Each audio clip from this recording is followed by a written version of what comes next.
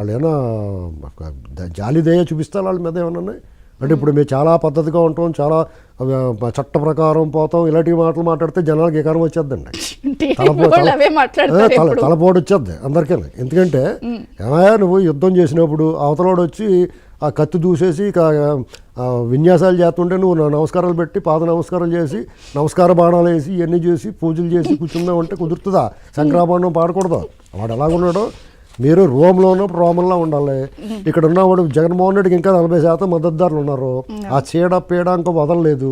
అతని గురించి మాట్లాడి ఇప్పుడు అన్నట్టుగానే విచిత్రం ఏంటి తెలుసండి, వాళ్ళు హైదరాబాదు అమరావతి అన్ని వదిలేసి ఢిల్లీలో పెట్టిన దుకాణం ఇప్పుడు సోషల్ మీడియా అక్కడి నుంచి ఆపరేట్ చేస్తున్నారు. ఇప్పుడు అంతా వీళ్ళే వదిలిపెట్టరు, వీళ్ళేమని వీళ్ళు ఎంత లేట్ చేస్తే ఇప్పుడు ఒక అతను ఉన్నాడు మన మహిళా హోంమంత్రి గారు అనిత గారు, ఆవిడ్ని ఎంత నీచంగా మాట్లాడి వాడు ఆల్రెడీ కొట్టిపెట్టి రవికుమార్ దగ్గరికి వెళ్ళిపోతున్నాడు. ఆయన తెలిసిన వాడి ద్వారా వెళ్ళిపోయి ఇటు మనవాడని చెప్పేసుకుంటున్నారా? రవికుమార్ గారు ఆలోచిస్తాడు డెఫినెట్గా.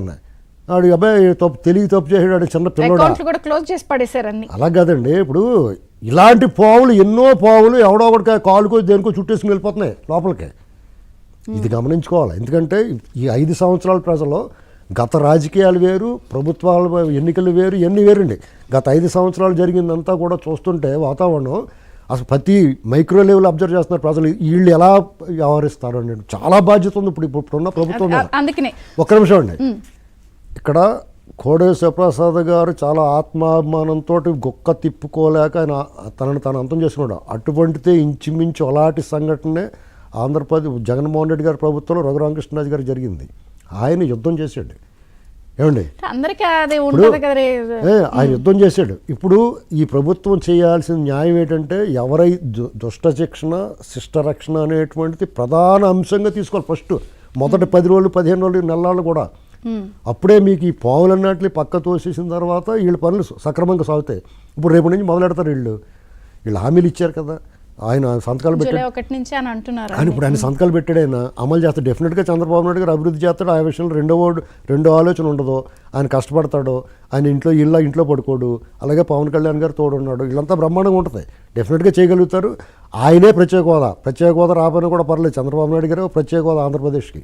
కానీ వీళ్ళ నోళ్ళు ముయించకపోతే ఇలాంటి గత అసత్య ప్రచారాలు చేసినోడు, అబద్ధాలు మాట్లాడి ప్రజల్లో విషం చిమ్మిన వాళ్ళందరినీ కూడా వీళ్ళు లోపల పెట్టకపోతే ఇమీడియట్గా వీళ్ళు చట్ట ప్రకారం అంటున్నారు. చట్ట ప్రకారమే పెట్టమనండి. చట్ట ప్రకారం చేసే వాళ్ళు రఘురామకృష్ణరాజు గారిని తీసుకొని ఒకటి గుండెల మీద కూర్చోబెట్టి జైల్లో మనిషిని పెట్టి చంపేయడానికి ప్లాన్ చేసి ఆల్రెడీ ముందే ఒకరిని పెట్టి అక్కడ అంటే చావు దగ్గర నుంచి వింటర్ కోసలే తప్పించుకుని వచ్చాడు ఆయన.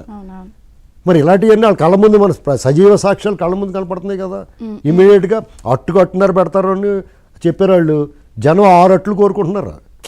మీరు అట్టున్నారు పగ కక్ష సాధింపలేదు, పాలన ప్రభుత్వం ఫస్ట్ అంటారు కాబట్టి అయినా కూడా అడుగుదాం ఒక్క నిమిషం. అలా కాదండి, పగ కక్ష సాధింపు కాదండి. అట్టు పెట్టిన వాళ్ళకి అట్టున్నారు పెడతా ఉన్నారు. రెడ్ బుక్ ఉంది, రెడ్ బుక్లో రాసుకుని వదిలేకూడదు. జనాలు ఏంటంటే చాలా స్పీడ్ పెరిగిందండి. ఎందుకంటే ఇప్పుడు ఇదివరకట్లా కాదు కదా. ఇదివరకు సినిమాలో మా సినిమా 23 ఏళ్ళ సినిమా ఉండేది, అరగంట దాకా హీరో వచ్చేవాడు కాదు. ఇప్పుడు అలా కాదు కదా, ఫస్ట్ సాంగ్ వేసేసి